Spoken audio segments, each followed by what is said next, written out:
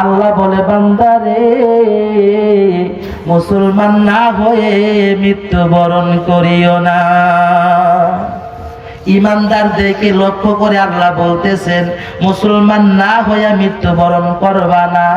এবার মুসলমান কাদেরকে বলে জানার দরকার আছে না নাই?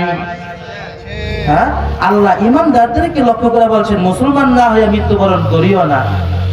ভাইয়েরা আমার, মুসলিম শরীফের হাদিস, জিবরাইল আলাইহিস সালাতু ওয়াস সালাম আল্লাহর নবীর কাছে এসে বললেন আখবিরনি আনিল ইসলাম। নবী গো, ইসলাম কাকে বলে আমাকে আপনি বলে দেন।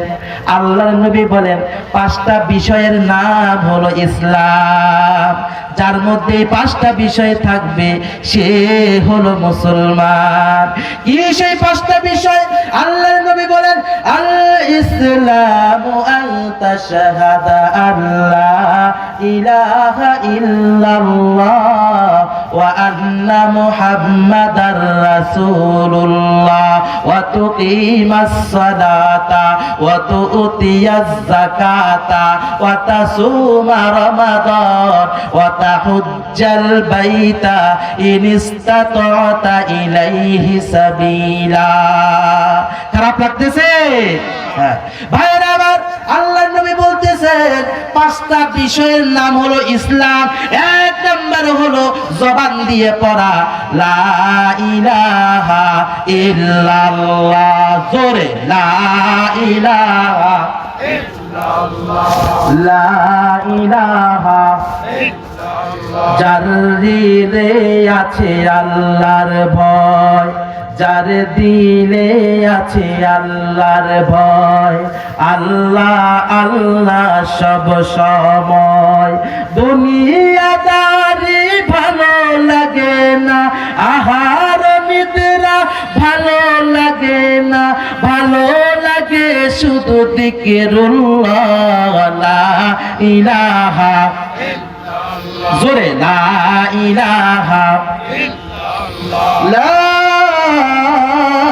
ইলাহা ইল্লাল্লাহু মুহাম্মাদুর রাসূলুল্লাহ সাল্লাল্লাহু আলাইহি ওয়াসাল্লাম।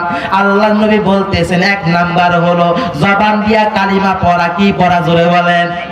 কালিমা পড়া। 2 নাম্বার হলো নামাজ আদায় করা। 3 নাম্বার হলো যাকাত আদায় করা। 4 নাম্বার হলো মাহে রমাদানের রোজা রাখা।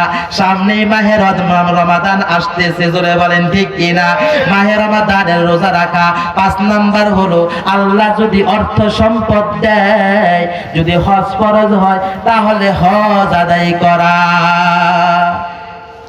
এই 5টা জিনিসের নাম হলো কি? ইসলাম। কালিমা পড়া জবান দিয়ে, নামাজ পড়া, রোজা রাখা, যাকাত দেওয়া। যাকাত যদি ফরজ হয়ে থাকে তাহলে যাকাত দিতে হবে। হজ যদি ফরজ হয় তাহলে হজ করতে হবে। এইগুলোর নাম হলো ইসলাম। যার মধ্যে এগুলো আছে সে হলো পরিপূর্ণ মুসলমান। সে কি? জোরে বলেন। আমার আলোচনা আপনারা খেয়াল করে শুনতেছেন? হ্যাঁ, আচ্ছা এবার আপনাদেরকে জিজ্ঞাসা করি, আমি যে ইমানদারদের সংজ্ঞা বললাম, এই ঈমান কিসের সাথে সম্পৃক্ত? অন্তরের সাথে, দিলের সাথে সম্পৃক্ত। আমি বলছি না 6টা বিষয়ের উপর বিশ্বাস স্থাপন করার নাম কি? ঈমান। কি বলেন ঠিক না? বিশ্বাস কিসের সাথে হয়? অন্তরের সাথে, দিলের সাথে। আর ইসলাম যে আলোচনাটা এখন করলাম, এটা শুনলে মনে হয় ইসলামটা কি দিলের সাথে না, ইসলাম হলো আমলের সাথে সম্পৃক্ত। বলেন সুবহানাল্লাহ। ইসলাম কিসের সাথে সম্পৃক্ত? কেউ যদি আল্লাহকে বিশ্বাস করে, ওই 6টা বিষয়ের উপর ঈমান আনে, বিশ্বাস স্থাপন করে, সে ঈমানদার। নামাজ পড়ে না, রোজা রাখে না, হজ করে না, যাকাত দেয় না, তাহলে সে পরিপূর্ণ মুসলমান না। ঈমানদার হতে পারে কিন্তু পরিপূর্ণ মুসলমান সে হতে পারে না। কি বলেন ঠিক না? শুধু মুখে মুখে বললাম আমি আল্লাহকে বিশ্বাস করি, কিন্তু নামাজ নাই, রোজা নাই, সে পরিপূর্ণ মুসলমান না। একটা ঘটনা আমি আপনাদেরকে শোনাই সংক্ষিপ্তভাবে। আশরাফ আলী থানভী রাহমাতুল্লাহি আলাইহি তিনি তার কিতাবের মধ্যে একটা ঘটনা লিখেছেন। এক জমিদার সে নিয়ত করেছে, সে ইচ্ছা করেছে তার পিঠের মধ্যে উল্কি আঁকবে। উল্কি বুঝে? উল্কি বলা হয়, বর্তমান দেখবেন যুবক যুবতীরা শরীরের মধ্যে টেটু করে, টেটু বিভিন্ন জিনিসের নকশা শরীরের মধ্যে আঁকে। বর্তমান জমানায় তো এই টেটু করে লেজার মেশিনের মাধ্যমে। আগের জমানায় লেজার মেশিন ছিল না, আগের জমানায় সুই দিয়া ছিদ্র করে করে তারপরে নকশা আঁকতো, এইভাবে টেটু করা হতো।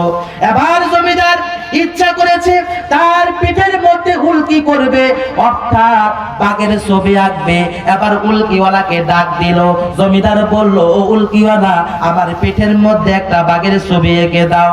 এবার উল্কিওয়ালা জমিদারের পিঠের মধ্যে সুই দিয়া ছিদ্র আরম্ভ শুরু করলো। জমিদার বলতেছে, কি ব্যাপার, কি ব্যাপার, ব্যথা লাগে, ব্যথা লাগে, কি করো? এবার উল্কিওয়ালা বলল, জমিদার সাহেব, আপনি না বললেন বাঘের ছবি এঁকে দেওয়ার জন্য, বাঘের লেজ আঁকতেছিলাম। এবার জমিদার বলে, ব্যথা লাগে, বাঘের লেজ আঁকার দরকার নাই, লেজ ছাড়া বাঘ আঁকা দাও। উল্কিওয়ালা জমিদারের পিঠের আরেকটা অংশের মধ্যে আবার সুই দিয়া ছিদ্র আরম্ভ শুরু করলো। এক দুইটা ছিদ্র যখন করলো, আবার জমিদার বলতে লাগলো, কি ব্যাপার, কি ব্যাপার, কি করতেছো, ব্যথা লাগে? এবার উল্কিওয়ালা বলে, জমিদার, আমি বাঘের পেট পিঠ আঁকতেছি। এবার জমিদার বলে উল্কিওয়ালাকে, বাদ দাও, পেট পিঠ আঁকার দরকার নাই, পেট পিঠ ছাড়া একটা বাঘের ছবি এঁকে দাও।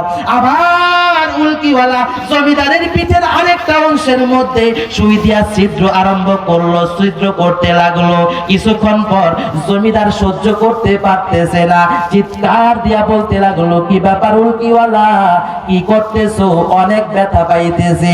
উল্কিওয়ালা বলতেছে, জমিদার সাহেব, আমি বাঘের চেহারা আঁকতেছি, বাঘের মাথা আঁকতেছি।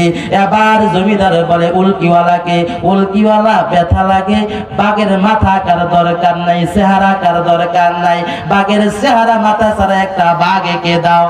এবার জমিদারের এই কথা শোনার পর উল্কিওয়ালা তার সরঞ্জাম গুলো ব্যাগের ভিতরে রেখে জমিদারের সামনে আইসা দুই হাত জোর করে বলতে লাগলো, জমিদার সাহেব, আপনি যেই বাঘের কথা বলতেছেন, এই বাঘ আমি জীবনে দেখি নাই।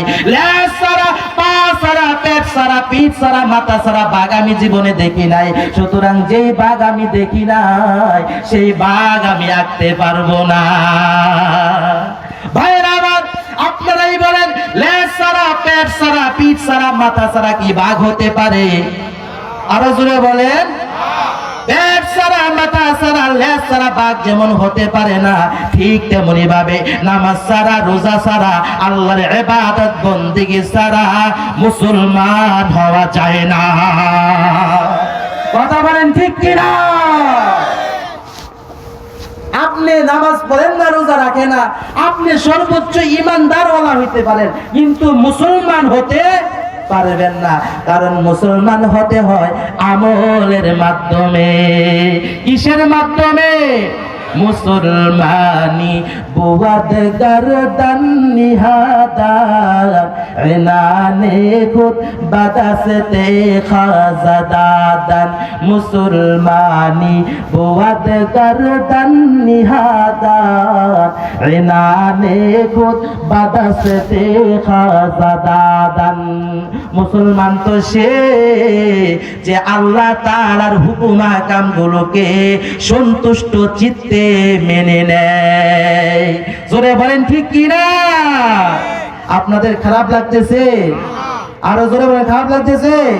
কার কার খারাপ লাগে হাত উঠান। মাশাআল্লাহ, সবাই খেয়াল করে শুনতেছে। মাশাআল্লাহ, আলহামদুলিল্লাহ।